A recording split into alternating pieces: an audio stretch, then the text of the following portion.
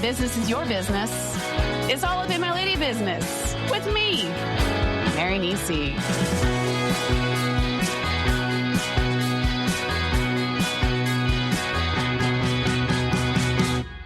All right. Hello, everybody. I got a very exciting guest today, at least exciting for me. It's my friend Emily Anderson, Dr. Emily Anderson. That's right. And she is my smartest friend. Sorry, all my other friends. Aw, thanks, Mary. And she is a doctor. I mean, doing better than anybody else is. I'm a PhD, which stands for phony doctor.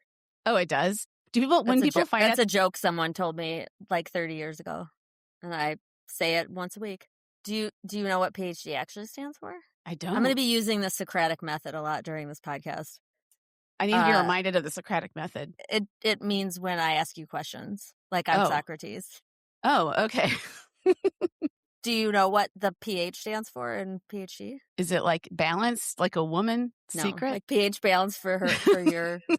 I don't even remember what that stands for. I don't remember what that stands for. It stands for philosophy. So PhD means doctor of philosophy. So no matter what you have a doctorate in, you are a doctor of philosophy in that subject. Oh, so I am a doctor of philosophy in healthcare ethics.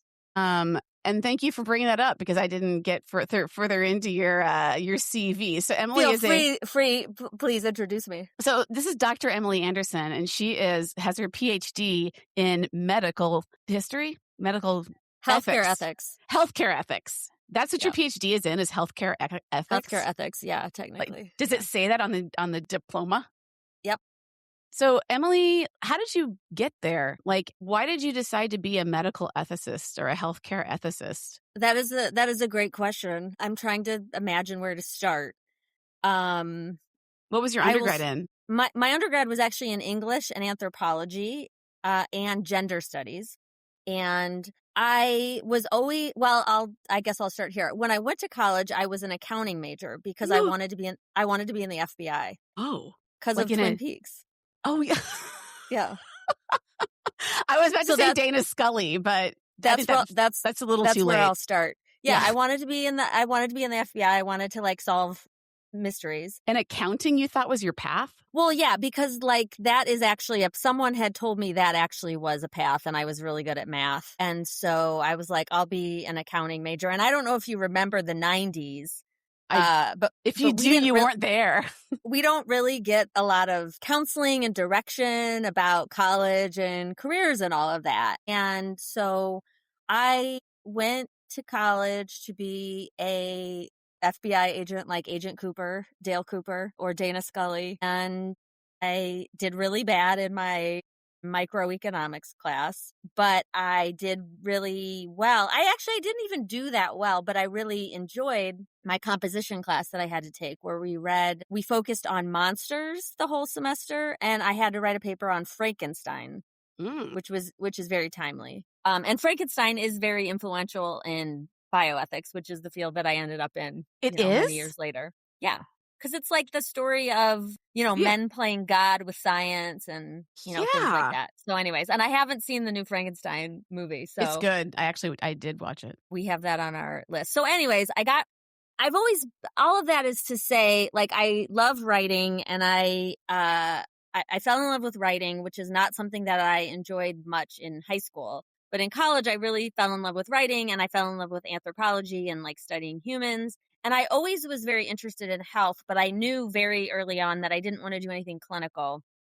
I didn't want to be a doctor. I didn't want to be a nurse. I didn't want to touch people or deal with individual people. It's not really about bodies. It's more about, I learned very early that I am a very empathic person, and I'm very sensitive. And so I could never be in a job where every day I was absorbing other people's pain or trauma or difficulties. So but again, because it was the 90s and I didn't really get a lot of good guidance, I didn't really understand what other careers were available to me. So I moved to Washington, D.C. after I graduated college. I was looking for jobs in some sort of women's advocacy something. So I had interviewed at places like League of Women Voters. I was looking at NARAL. I had been offered a job at a place that's now called Catholics for Choice, which is like a Catholic pro-choice organization. And those jobs were very, very low paying. I needed to make money because my boyfriend was a graduate student. I ended up taking this random job. Why is your boyfriend being a grad student mean you had to make money? Well, he was only making like $10,000 a year, so I had to be the breadwinner.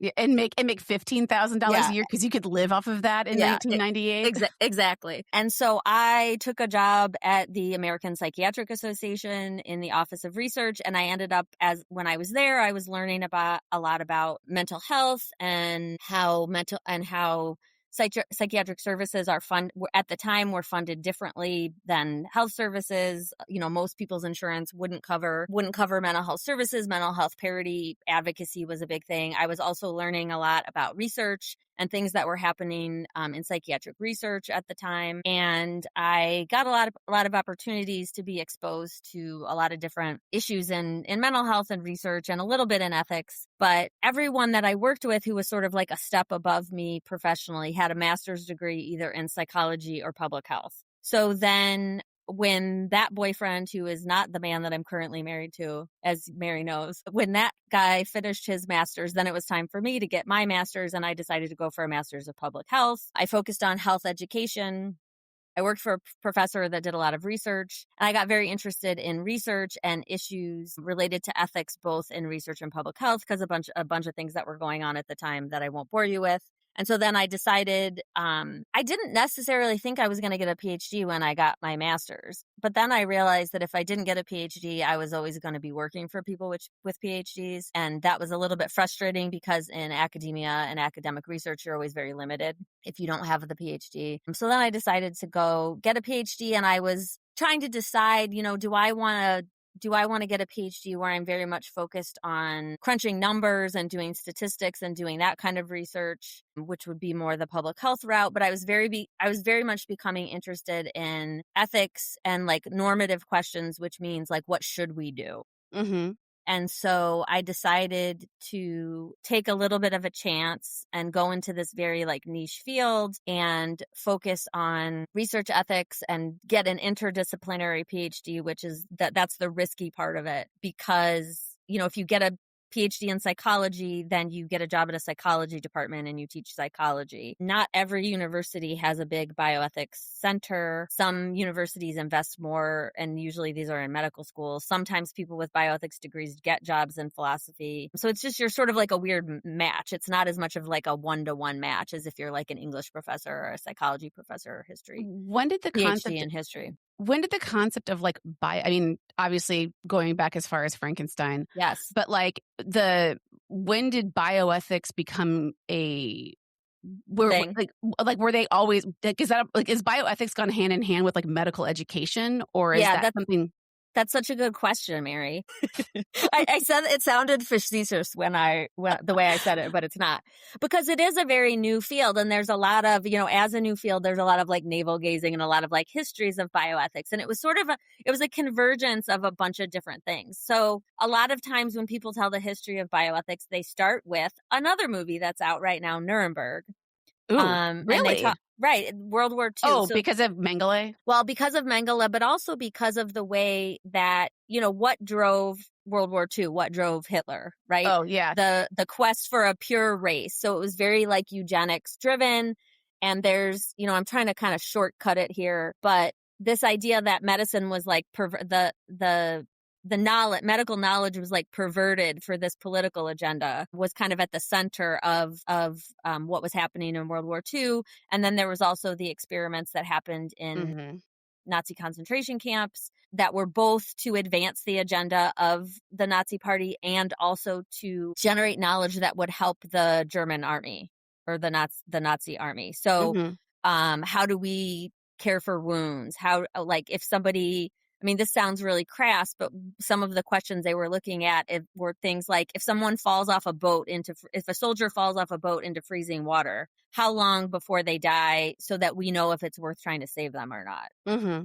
So that does seem like a good thing to know. It's like hard because you have to test on just like throw somebody in. Yeah, but that's like really at the center. So the focus of a lot of my work is ethics in research with humans, and that's really at the center of ethics of research with humans is like, if you could abuse people and do anything to them without their consent and treat people as less than human, cut open their brains, test a variety of different things, we could actually gain a lot of knowledge. And there is debates about, is it ethical to use some of the knowledge that was discovered, through those experiments? A lot of those experiments were garbage because they were totally driven by racist agenda. Mm-hmm. But some of the stuff that was kind of trying to look at how do we keep soldiers healthy, fun tidbit, like everything we know about how to prevent and cure sexually transmitted infections comes from World War II. Because what's the number one reason that soldiers weren't fit for battle? Syphilis? They had syphilis and gonorrhea and things like Really? that. So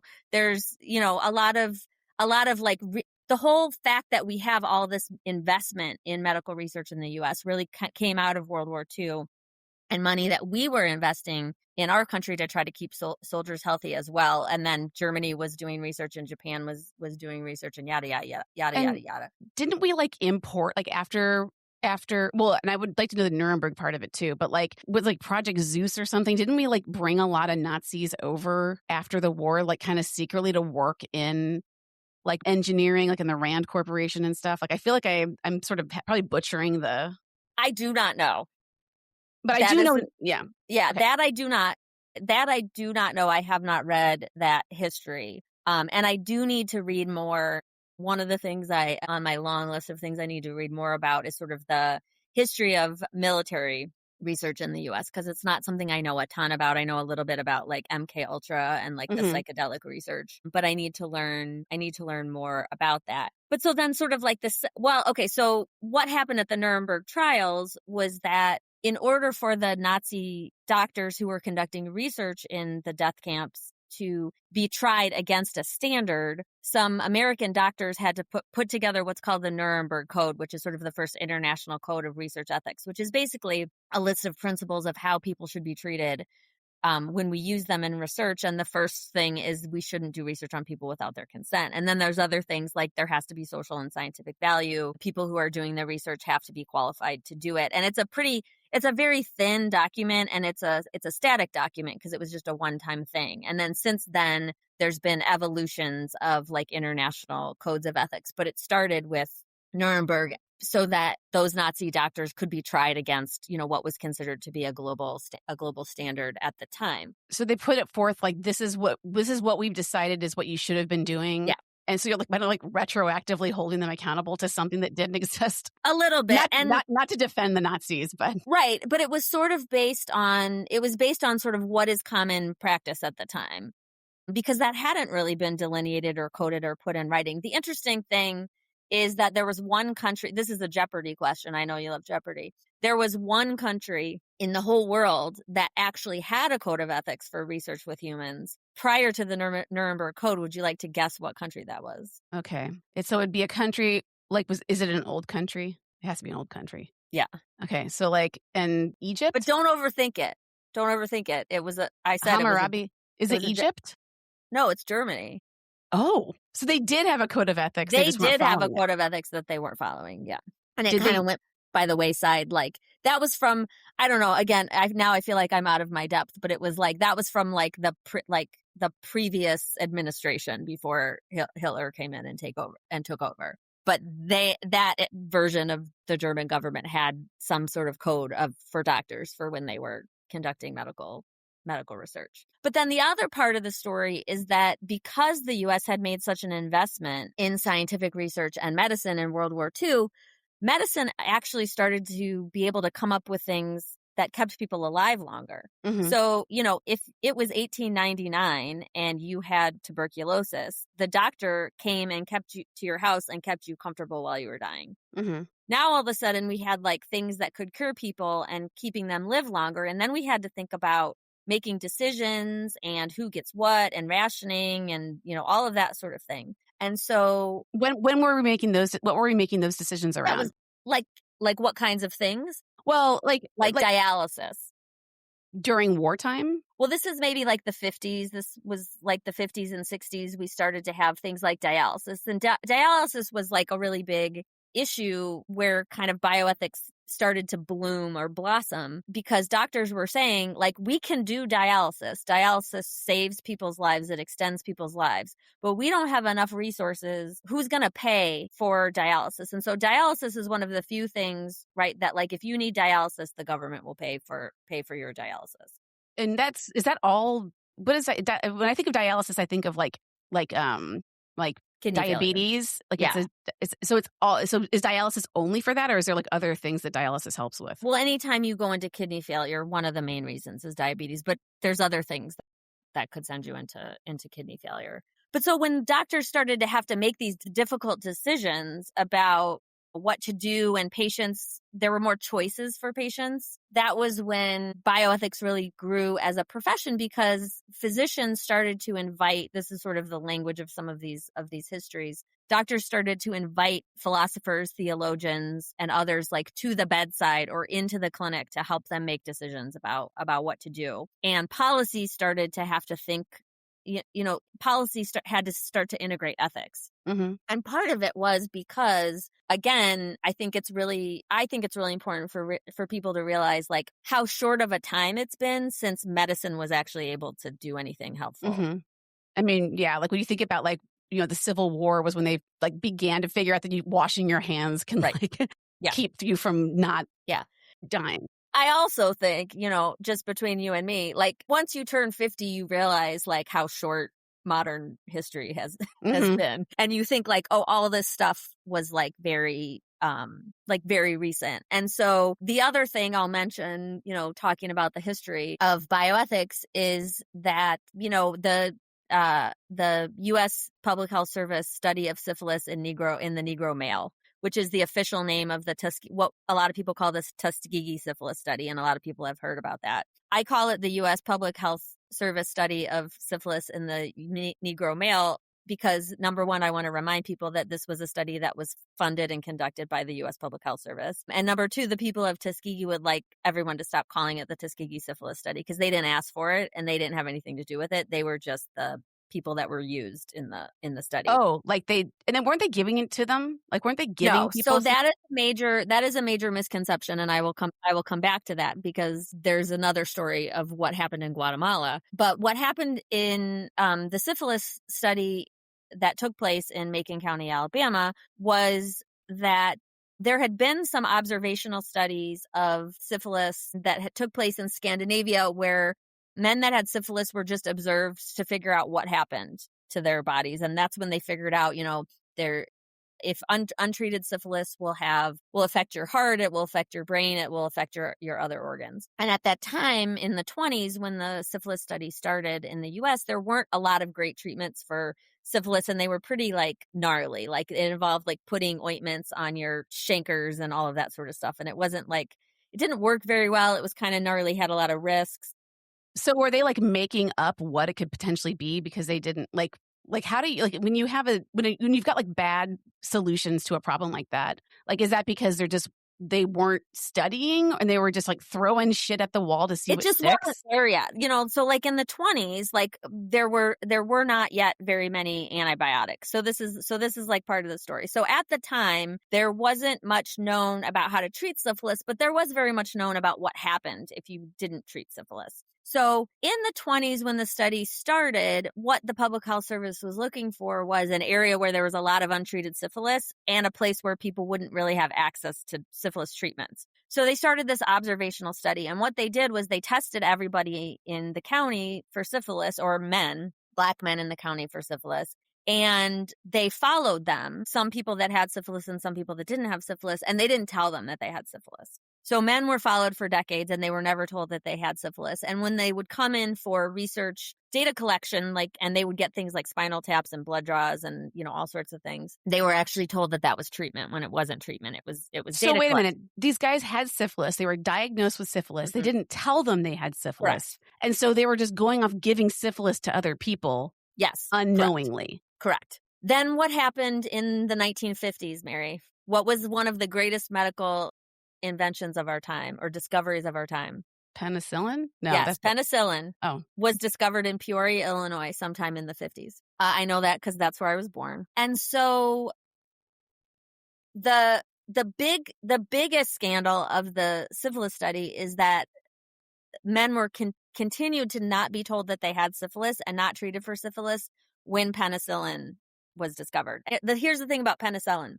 Super cheap, super effective, no bad side effects. So it's like, if you get syphilis today and you're diagnosed early, like easy peasy breezy. Like, it's just penicillin, just straight NBD, up. no big deal. I mean, I don't know. It could be another antibiotic and there's like antibiotic resistance, but we weren't worried about antibiotic resistance in 1950. You know, that would very easily treat your syphilis infection. And so that study started in like 1932 and it continued until 1972. And it was not a secret study. There were publications from the data. People knew about the study Except the people in it. Except for the people in it. Yeah. So the scientific community knew about the study. And finally, someone who had tried within CDC several times to say this study should be stopped went to a friend who worked at the Washington Star, which is a Washington, D.C. newspaper that doesn't exist anymore. And there was a front page news story about this study, and the public demanded that something be done. And then Nixon put together a commission. And now we have since 1981, we have, which is very recent, we have regulations for what the rules that scientists have to follow if they're going to do research with people.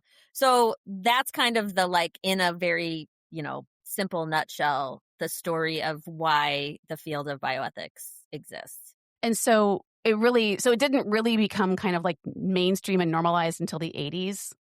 Yeah.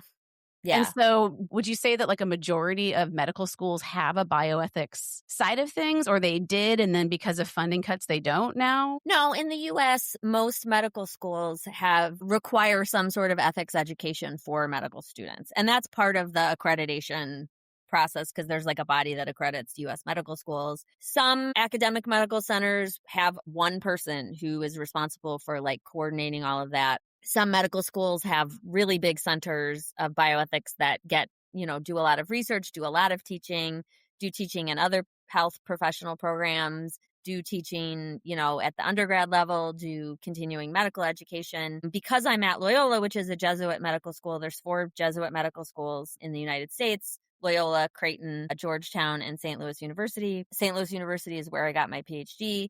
The Jesuit medical schools all of them have invested pretty heavily in bioethics because it's consistent with the Jesuit mission. Which Things is like great. Caring for the whole person and caring about people who are suffering, and So medicine as a calling, and all those sorts of things. So and I'm going to probably butcher the history of this, but like from what I understand, like Reagan did a real big hatchet job on medical health or mental health services. Like he cut a lot of the public funding for. And so it's interesting that at a time when they're kind of collapsing the mental health infrastructure, now we're finally getting codified and good ways to do the studies in the bioethics. I don't know if can you speak to that, like how one part of it is being kind of decaying when one part is coming up. I'm not saying this right, but do you understand what I'm trying to say? Well, I mean, I think they're related in the sense that, like, as medicine got more complicated, physicians realized that they couldn't just like show up every day and do the treatment. And they had all of these other things, right? Like they were having patients that didn't have insurance or that couldn't afford the treatment. They had patients who didn't like the treatment options that they had.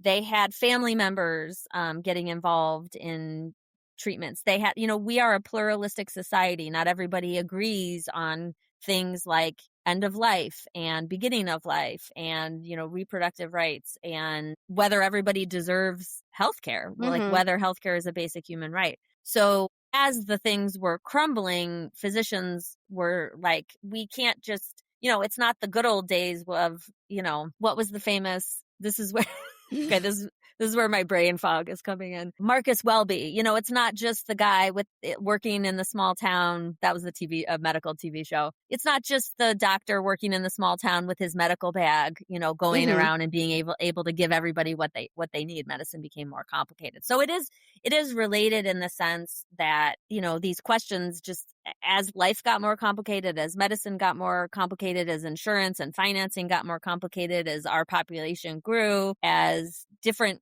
the government needed to make decisions, or we needed to make decisions as a country about what do we owe to our citizens in terms of health and healthcare? So Just is that questions so? got more interesting and more complicated, and there was a need for like an interdisciplinary approach to answering these questions. So when you bring up the concept of insurance, because that's obviously a real thorny, sticky, shitty situation that America is uniquely dealing with. Like on the bioethics side of insurance and treating everybody and having that be a basic right. How do you teach to that, or is that something that you have to that you talk about in your world? Yeah, I mean, I don't I so most of my research and scholarship is on the ethics of research with people. I do a little bit on medical. I've done a little bit, I would say done, not so much right now, done a little bit on like medical professionalism and what I like to call like doctors behaving badly, or like why do doctors do bad things? Because I'm also interested in like why do scientists do bad things? So why do people like what Like should the rules what's a bad thing? doing research on people without their consent, falsifying their data to make their results look better, Mm. having financial, doing that because they have significant conflicts of interest, things like that. But mostly I'm interested in like, how do we set rules around research that we do with people to make sure that people are safe, but that we're also, continuing to advance science in a way that helps future patients. So it's always this balance between, current patients and the future, individual people and the greater good. Like these are again, sort of like, these are the things that bioethicists talk about. But because I have, training and colleagues who do this kind of work, it's like I have opinions about healthcare and, healthcare as a human right. I would say that there isn't a ton of consensus among bioethicists. We are rooted in sort of philosophy and debating these like big questions. And so part of constant disagreement, constant discussion is kind of at the root of what we do. I would say that if you ask most American bioethicists, is healthcare a human right and is it something that the government should provide? It would be shocking to hear someone say no. And it would be extremely shocking to hear someone say that our current healthcare system is not in need of Massive reform. massive reform. Yeah. Right now we're dealing with Trump having, we've been dealing with for a while with the Doge cutting all of the aid and, unless the universities behave. And like we just had, a couple days ago, Northwestern paid $75 million to, have $870 million of research money going back to them. And that sucks. Like, I really wish they hadn't done that. And I'm sure most people do too. But I guess with that happening and so many, I'm assuming Loyola had to have been affected by that. Like when you lose all that funding, like how far back does that set the world? Like, is it something that we can get back to? No. Oh, cool. No, I mean, like, and the biggest issue, and I will refer you to my op-ed from Crane's Business from a few months ago. I didn't know that. If anyone wants to Google that. I mean, a lot of people have written on this, and I was just sort of like adding my voice to the cacophony of voices. But, it's disinvesting in medical research is bad for everyone because research grants pay for the people that clean our buildings at the university up to the salaries of the scientists that are doing the work and everything in between. Importantly, they pay for students. So I think one of the worst, there's a million bad things that are happening, particularly people who are currently enrolled in trials and had those trials stop and, might have their health significantly affected, not just because they might not have access to treatment, but because they're not able to be monitored once they were given an experimental treatment. I think one of the biggest issues is that we have cut off our pipeline at the knees because there's less money to train future scientists. So we use the shorthand like dirty words. So, if you have to get all the dirty words out of your research grants, like diversity and gender and woman and things like this, we are disinvesting in future scientists. And we're also making science an unfriendly place for people, and especially an unfriendly place for the people that were just a few years ago trying to bring in: women, minorities, people, underrepresented, people who grew up in rural areas, all this sort of stuff. And so we've drained the brains. So And so who's going to be the person who could have cured cancer in the future is now going to say, why would I want to go to medical school? There's a cap on my loans. Nobody listens to doctors anymore. The health Department of Health and Human Services is filled with people that don't have medical degrees. Why would I want to go into public health? I can't get a loan because it's not a professional degree anymore. I mean, there's like all of these things going on. And I think even if I don't like to use war metaphor, but it is a war in the sense that like there will be a need for rebuilding because we have like destroyed the infrastructure has been destroyed. The infrastructure wasn't that great in the first place, though, I have to imagine. No, and I think if you had asked anybody working within the infrastructure for ideas of how to make it better, this was what was so frustrating about Doge, was it's like, yeah, a lot of smart people who have been working in these systems for a long time, whether it's like the way NIH funds research or the way universities operate with this research funding, like people have a million ideas, good ideas worth testing about how to fix this. Nobody needed to bring in outsiders to like try to fix things. I mean, isn't the answer pretty much always across the board more money? Yeah, but then there's also, I mean, more money is always good, but there's also, it's so tricky to say efficiency because it's like such a scary word now, but there were ways to make the system more efficient. You didn't need to bring in a bunch of outside people and scare everyone and fire a bunch of people to make things more efficient. There's like some very simple, lots of people have lots of ideas about how it could have been made simpler. And a lot of those people got fired. So like, and I guess it probably just pushes, I mean, I know the US is basically the place where people do a lot of this because we've got this ridiculous healthcare situation where there's so much money involved in lobbying and blah, blah, blah that kind of make it so that there's a lot of money here in America. Now that Trump has done that and taken it away, is there like another country or another system waiting in the wings that's kind of taking these minds and well, yeah, Canada, Germany, they are heavily recruiting.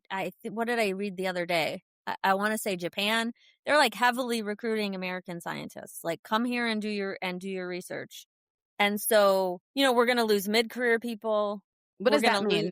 Mid-career? Yeah.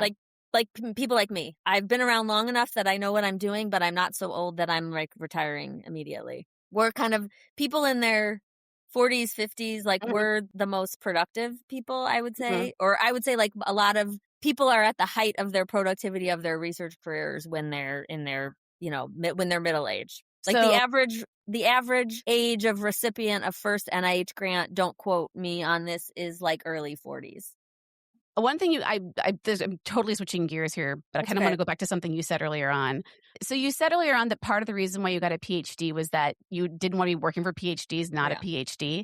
Now, is there some, like, I have to imagine that, I actually know that academia is a very misogynistic situation, and that if you'd probably be primarily working for men if you were working for PhDs that would probably never see you as an equal. Do you feel that they even see you as an equal now as a PhD? That's a very loaded question. That you may not want to be answering into a microphone? Well, no, I think I can speak very generally about it because I do interact, inside and outside my institution. I interact with a lot of men and women every day.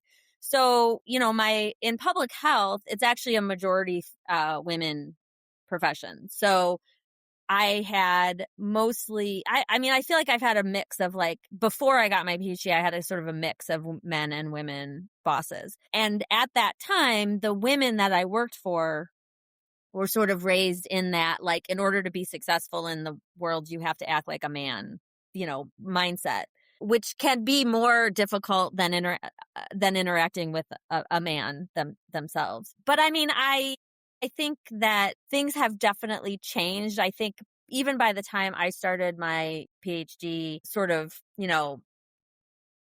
everybody has to earn their dues, and it's like it's okay to mistreat your graduate students. That was kind of a thing of the past. I'm trying to answer your question in a very, I guess, like balanced, and maybe I'm being like cagey, but like I have had men talk down to me that, I know as much or more than they do about what we're talking about. I've had things mansplained to me. I've had, in every industry and every field, we know that women, take the notes and make the action items and clean up the coffee cups after the meeting is over. And, all of Mhm. those one of the things I feel like I've been, has been something I think a lot about is how much reminding I have to do Mhm. in the workplace of other colleagues. There's definitely these like smaller inequities that persist that are going to take a really long time to go away. I mean, But how would they? How would they go away? I mean, it's like The slow march of time? the slow march of time, and these things are not specific to academia. I think, one of the things that I'm super grateful for is at this point in my career, and this is, something that is unique about being an academic, is that I get to choose who I work with now. Like, very rarely is there anything that I like have to do. And if you look at all the projects that I'm working on now and who I'm working with, I tend to choose to work with other women in my field and a lot of younger women. And I will joke with them like, I'm a vampire and I'm stealing your youthful energy. Um, I've been saying that to my employees since yeah. time immemorial. But now that I have choice, that's who I tend to gravitate to. A lot of the men that I work with are men that I have been working with for a long time, and I enjoy working with them, and I still want to work with them. So, Why do you but I think you get to got the choose. choice? I don't have to work with anybody that I don't want to anymore. So I work But with cool, awesome people, and many of them are women and some of them are men. how did you get to the point where you could choose? Like what is the path that gets you to the point of choice to be able to make those decisions? Yeah, I mean, I think there's just sort of this like natural progression where, when you start your career, you are working on other people's projects. And then as you advance in your career, you're driving the project. So you're you're the lead investigator, or you're the person who's organizing the course, or, you're the person who's chairing the committee. So you get to choose who is involved in your projects, who's on your team, as opposed to having to join somebody else's team Mhm. and feeling like you can't say no to joining other people's teams because, that's, there's this big, it's interesting because I listen to a lot of well, let me rephrase that. The only podcasts I tend to listen to are comedy podcasts. So I listen to a Mhm. lot of actors talking about this feeling that you can't say no to a job because you might not ever get offered another Mhm. job. And just because you won an Oscar doesn't necessarily mean that you're going to get offered a bunch of like great roles. It's very similar in academia. Like, you feel, especially when you're young, you feel like you have to, anytime anybody asks you to be part of their project, whether that's like write a paper with them or be on a panel with them or try to write a grant with them because you bring, whatever data analysis or methods knowledge to the team, you feel like you can't say no because you feel like no one's going to ever ask me again. And, I got to be part of this person's team. Mhm. The only industries I really understand are Hollywood and academia. So Yeah. they have those things in common. They might be there in other fields as well. I love the idea that you think that you know a lot about Hollywood because you listen to The I know Lonely a Island ton of about Seth Meyers. Hollywood. Is it I all through The Lonely Island of Seth I Meyers totally podcast? understand it. No, I also have listened to Smartless and Uh-huh. WTF. So, I know how Hollywood works. Yeah. We'll at least know how it works for white guys Hmm. specifically. Yeah. Well, and I know how it works for old women. Yeah. And They the don't young get ones. they don't get roles. You don't get roles unless you write and produce yourself. What have we learned from Reese Witherspoon and Nicole Kidman? And if you want to work, you got to be a producer. So it's kind of like academia. Wow. It's like that also in like, DJ world too. Yeah. Although it's weird now because it's like the older you get, the less relevant you seem, but also it's like you also know more and you're better at, looking at rooms and understanding them. It's like, and I've been feeling like I definitely in the last like 2 or 3 years, I've been feeling like I'm getting olded, Mm. like that I'm seen as irrelevant. I went to Sephora the other day to get some eye cream, and the Hmm. woman said, "Well, you've got mature skin." And I was like, "The fuck I do. The fuck I do." I am fucking coming back in 3 months after I get a full laser face off, and then we'll have a conversation about my mature skin.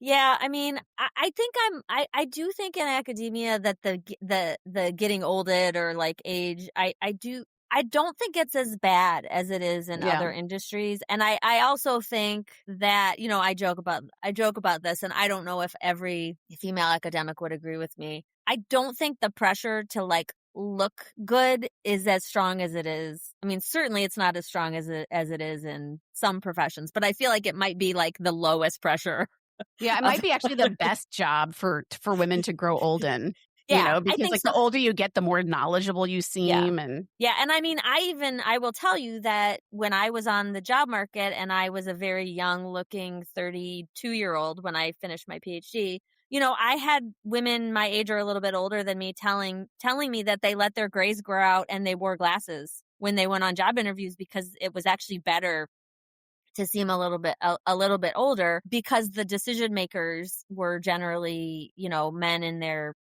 60s, and the older you could the more gravitas you could give yourself sort of the better. what a I shit don't know. show, what a fucked I mean, I think on the one hand, like, you should, like, be able to let your grays grow out and wear Yeah. your glasses and do all of that, but that's so fucked up that that's the kind of career advice that women academics get, and men are like, "Be more assertive, and maybe you can have sex with a co-ed." I don't know. I feel like Well, the think advice is different. I think yeah, and I think the maybe the advice is, you don't want to look too hip or fashionable that you could be seen as not being serious, right? Like you want to look serious. I don't it's not possible for me to be or look anything other than the way that I am. So I feel like I struggle a little bit with like that balance. But on the other hand, I really appreciate that I'm in a field where looking good is not going to be the number one reason that I would get, a job, a promotion, or whatever. I do feel like I don't have the pressure to look good every day when I show up at work the way that other people in other professions probably Yeah. feel. Speaking of other times when you had to look good in a professional way, you spent a lot of time as a child amateur gymnast. Well, yeah. I don't know if Yes. I said that correctly. I don't know if I said your title correctly with the. I mean, I was a child and I was not a professional. I wasn't getting paid. So yes, I was a gymnast as a adolescent. I was a high level athlete. I have a feeling you probably have some medical ethical issues to talk about with that whole entire world of the Larry Nader. What was his name? Larry Larry Nasser. Nasser. Yeah. Yeah. So, okay. So I mentioned that I had previously studied, I don't know if you remember this. So I had previously studied, physician misconduct. And so I was working on a project with my mentor from my PhD program, and we were looking at Medicare fraud. We were looking at overprescribing of opioids and things like pill mills. We were looking at unnecessary procedures. So kinds of these like scams where there would be a cardiologist who would say like, oh, you have a blockage, you need a coronary artery stent. And then they'd send people to a surgeon and so that they could, charge Medicare and do these procedures. Wait, really? Yeah. They would like There's, give people unnecessary procedures so that they yeah. could get paid by Medicaid? Yeah. Yeah. And then we were also looking at physician sexual abuse, which is a very understudied and underreported. Sexual assault we know is very underreported. Sexual assault by a physician is even less reported than date rape or stranger rape or other kinds of Well, sexual assault. I think a lot of women don't realize it's sexual assault. Like No, when you're in those, you're trusting the person. You think, well, I guess this is part of the deal. right. Well, and I mean, let me ask you this: when you went in for your first pelvic exam, did anyone tell you like what was normal and what was outside of normal? Like, did they say like this is like? Did it have a heads up on what like a Yeah, speculum was going to feel like? No. yeah, no. I mean, So, other than like friends saying that it's cold and right. it sucks. Right. But how long if there was inappropriate touching during it or it went on too long, how would you know what was too Yeah. long or outside of the norm? So anyways, I was a former gymnast studying physician sexual misconduct when the Larry Nasser story broke. I was getting a lot of questions from colleagues about like, what's your opinion on this? And then you also get during that, you get a lot of like, oh my God, I don't know how this happened. Like, this is crazy. How did this happen? And I was like, I don't think it's that crazy. I can tell you exactly how it happened. I wrote a little blog that was because I kind of woke up one morning and I was like, all right, here's my thoughts on Larry Nasser. And then I need to be done. I wrote a blog, and then something happened. I can't remember what happened during the trial, but I woke up in the morning and I had an email from ESPN, and they asked me if I would be on a show called Outside the Lines, I think it was called, which was like Yeah. like a really long. I know that John knows this because Yeah. I remember talking. I remember it's coming back to me now. Yeah, I remember like talking to John. For those of you who don't regularly listen to Mary's podcast, John is her husband. Yeah, And I was like, this impresses my male friends because I know they all know this show Outside the Lines and ESPN and Bob Lee. I famously don't want to do any media. I have not done very many. So that was like my first media appearance professionally was live on ESPN. Wow, way to aim high. And I have not done much between this media appearance and that media appearance. And that was horrifying. I never watched myself. Here's the thing. All I did was go on TV and say, doctors shouldn't be sexually abusing young girls. One of the least controversial things that anyone could say. It was not risky or controversial. I mean, bioethics is a field that focuses on controversies, right? Like beginning of life issues, end of life, all of these sorts of things. To say doctors shouldn't sexually abuse young patients and doctors of athletic teams shouldn't take advantage of the trust and the environment, the very stressful environment that those young women are in, is just so not even a risk or anything. What ended up happening was, and I can't remember at all, I think it was basketball. Some player got caught on a hot mic saying something under their breath when a ref made a call, and that knocked our time down from like 5 minutes. It was me and another woman who has this very famous gymnastics podcast. We were supposed to have like 5 or 6 minutes, and we ended up having like a minute total. So it was like, and I never watched it. Ironically, wait, it's because somebody said something dumb on a mic? Yeah, it might have. Yeah.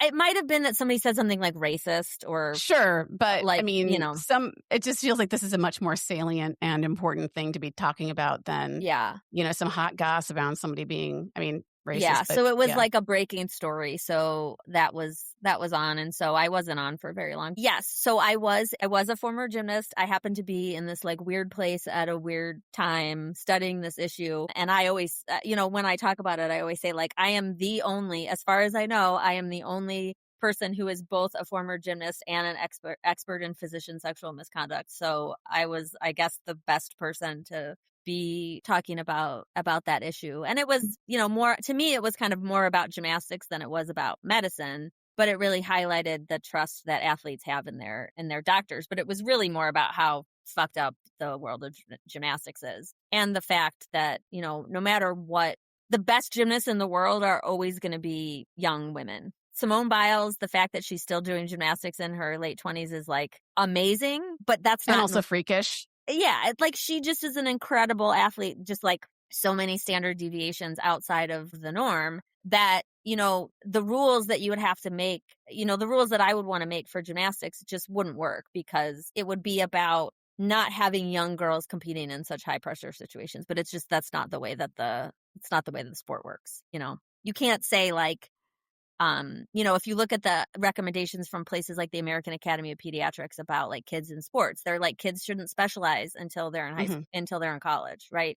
Even some of the best college athletes will have played multiple sports all through high school, but you can't do any other sport and do gymnastics. And I think our like other sports are sort of moving to become more like gymnastics. I would say like, when I hear people talk about their kids in soccer or hockey and all of that. Oh my God.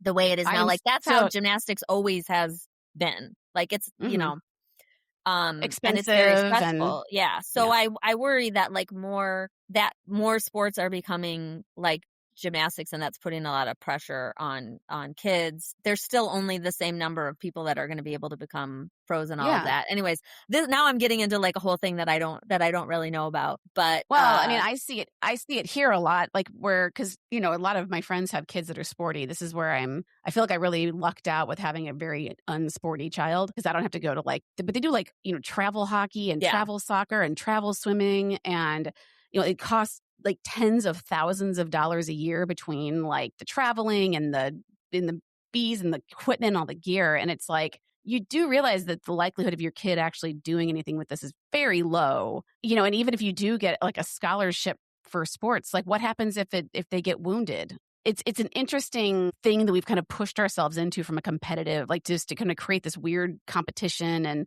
it's almost like it's more for the parents to look good than it is necessarily for the kid, like just that they can afford to do these things or what. And no offense to my friends who are doing these things, but I don't really, but it does seem like weirdly competitive and putting a lot of pressure on the kids it's really parent based. Yeah, I mean, I'm not a parent, so I don't know. What's interesting to me is, my parents, they did not have the experience of being in sports. I mean, my dad played sports. My 5'5" father was on the basketball team at his high school because it was so small. But my parents didn't have any experience being in like high level sports. And so my parents had like nothing to compare what my life was like or, to kind of navigate the world that I'm in. Now I think it's interesting, and I think it is better that parents have the experience that or at least some of the experience that their kids are having, and they can navigate it a little bit better and make different choices maybe than the choices that I made or the choices that were made for me in terms of, I was going to say work-life, school, sports balance. And was the pressure was the pressure from gymnastics, like, was that self-inflicted, or were your parents also like, Emily, you got to hit that high beam? No, I mean, that's what I'm getting at is my parents, this was like a totally foreign experience to them. The only time I've ever heard my mom talk about it was Debbie asked my mom about this. And my mom said, I was having a bunch of people tell me that my daughter was really good at something that I didn't understand. And so what she expressed was like, as a parent, she felt like what she should do was help me develop my talent. And that was kind of what she understood her role to be. And so my coach, there's a lot of deference to my coach about things. And, my parents were very supportive and very along for the ride. I am a person that has always had very high standards for myself. I don't, it's like a chicken and egg thing. Was that gymnastics, or did gymnastics create that, or was I good at gymnastics because of that? No one will ever know. But my parents certainly were not like overly pressuring me. But then you also feel, in a sense, it's like I understood and I didn't even understand the way I understand now. But even then I understood like the investment that they had made in me and like the sacrifices that they made in me. And I did express the desire to quit many times and was kind of talked out of that. But that was, maybe that, I can't say that that was the right or the wrong thing for anyone to do. And I think, I've spent a lot of time reflecting on, what it was like to be the kid that I was or have the experience that I had as a kid. And I think there's like, it created a lot of things for me that I still struggle with. And it created a lot of like good habits in me. And I think, kind of back to academia, I think having the childhood that I had is one of the reasons that I think I'm successful as an academic. Like I will also joke about that. And I have a colleague at Northwestern who we learned only after we had been working together for a couple of years that we were on the same gymnastics team, but she's 11 or 12 years younger than me. And I had actually coached her when she was a young kid because we had met on Zoom during the pandemic. I was on an advisory committee that she had put together. And she's a bioethicist? No, she's a statistician. She's a biostatistician. And she uses her husband's last name, and I use the name I was born with. So I didn't recognize her name. She was like 6 and I was 17 when I taught her. So she didn't remember my name. And then when she had dinner with our coaches and she realized we made this connection. Anyways, she and I have had long conversations about sort of like gymnastics and academia and like, all of that. But, a lot of academia is like you write something and then it goes through peer review, you get judged, you get feedback. You're told like, what's wrong with it and you need to fix it if you want to get it published or you want to get this grant or whatever. And I kind of noticed when I was early starting out, some of my colleagues really struggled with like getting that judgment and that feedback. And I'm like, when I was 12 years old, I basically naked. I spent hours in the gym to go dance for 90 seconds and flip around on a tiny little piece of wood. And then a woman in a suit would hold up a number. Tell me your entire worth was based off of that my entire worth was based on that number. So I'm pretty good at when I get feedback that's like, this is what you need to do to improve this, whether it's a research project or a, conference proposal or a paper for a publication, I'm pretty good at just like putting my head down and being like, okay, I can deal with that. I don't take it like super like personally. Yeah, I also just assume that everything I do is a little wrong. So like when I get feedback, I'm like, I just accept it as like a normal thing. Like they say this all the time on the Lonely Island podcast, but where they talk about like first thought, best thought. First thought, best thought. Yeah, that's a big improv thing, right? Yeah, yeah, and I never think my first thought could possibly be the right one. Like I always think that I have to go through 2 or 3 thoughts before, or some, So I'm actually I kind of like criticism because, all right, you say I did this wrong, I'm going to fix that, and then but then it winds up being this diminishing returns when they keep telling you're doing it wrong when you're doing it right. This has been all over the place, but really like intellectually stimulating, and I was really fun to ask questions of you we've never really talked about. We didn't even talk about why I even know you. I don't know if it matters, but it's you don't often get like uninterrupted time to sit down and just like talk about work stuff. And I guess I don't really like talk a ton about work. No, you really don't. I'm hearing things that because all of this stuff has happened while I've known you. So like, with the exception of like the DC stuff. I think when we met, I was finishing my PhD. You were still at St. Louis. Were you commuting back and forth from here to there? Yeah, I would. Yeah, because I moved back to Chicago while I was writing my dissertation. So I think that's probably when I met you, like around that time. What was your dissertation on? My dissertation was like so arcane. It was on like public engagement in the process of research ethics oversight. Well, those are a lot of words. Yeah. And also one of the other amazing things is that Emily is literally the only person in the history of all time that graduated from Notre Dame that doesn't casually mention that they went to Notre Dame every 5 minutes. Well, that's not true. We went this entire time. You know multiple other people who graduated from Notre Dame that don't talk about it? I don't think so. Who graduated from Notre Dame that I wouldn't know Chris went Norberg. There? I knew he went there. But he doesn't casually say it all the time. No, but I knew he went there. I'm just saying that you just I don't. I normally don't talk about it because it generally invites conversations about football that I am then not able to engage in and sometimes disappoint people with my lack of a football fandom. Yeah. My relationship to Notre Dame as a college institution is that a lot of my previous clients went there. And so I used to have to play the Notre Dame fight song a lot at weddings. Yeah. I'm sorry for that. I apologize. So Emily, as you guys can tell, she's a doctor of healthcare ethics. Yeah. Also known as bioethics, but my degree is specifically called healthcare ethics. I like bioethics. It sounds like badass. It sounds like you're like in a movie. Yeah, but it sounds like you're being brought in during a movie to like figure out the pathogen that's infecting everybody. Have you watched Pluribus at all? Yes. I have. We've watched 4 episodes. So yeah, it's all of my colleagues are watching it. We love to talk about Pluribus and Severance. Yes. Severance? Oh. God, if we could just do this forever, I could talk. That would have been a really interesting conversation. I'll share with you. There's a bioethics book about Orphan Black. Somebody I know is writing one about bioethics and Severance. Really? Yeah.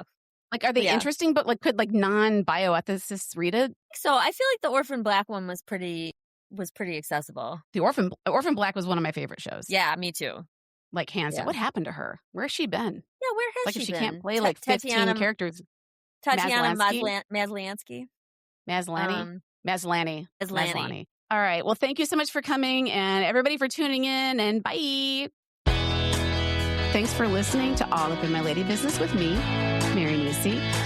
We'd love for you to like, review, subscribe, follow us at All Up in My Lady Business on the gram. And if you're a female identifying person and you want to dance, you can follow. I mean, everybody can follow it. But if you want to be a part of the magic at Hot Flash Dance Party, sign up for the mailing list to find out where our next party is going to be. And if you are looking for a DJ in the Chicagoland area or anywhere else, money's the same color everywhere. Fly us out. ToastandJamDJs.com has the best. And listen to my radio show. I have a radio show on Chirp Radio at chirpradio.org. That's Mondays, every Monday from 12 until 3 p.m. CST. Today's episode is produced by Shiraz Dada. Theme song composed and performed by, you guessed it, Shiraz Dada.